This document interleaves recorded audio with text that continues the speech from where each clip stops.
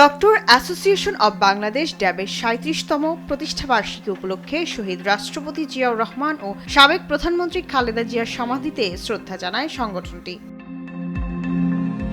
এতে অংশ নিয়ে বিএনপির সিনিয়র যুগ্ম মহাসচিব রুহুল কবির রিজভী বলেন, ফাঁসির দণ্ড পাওয়া সাবেক প্রধানমন্ত্রী শেখ হাসিনাকে ফেরত না দিয়ে বরং রাজনীতি করার সুযোগ দিচ্ছে ভারত।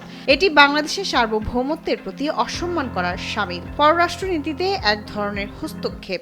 একজন পলাতক আসামিকে তার রাজনৈতিক বক্তব্য তুলে ধরার জন্য সুযোগ করে দেওয়া হলো এবং তার পুত্র সহ তার পুত্রের সহযোগিতায়, সজীব ওয়াজেদ জয়ের সহযোগিতায়। এটা অত্যন্ত দুর্ভাগ্যজনক। আমরা মনে করি যে আমাদের যে মিউচুয়াল ট্রাস্ট, মিউচুয়াল রেসপেক্ট, এটা সম্পূর্ণর উপর এটি একটি হস্তক্ষেপ বলে আমরা মনে করি।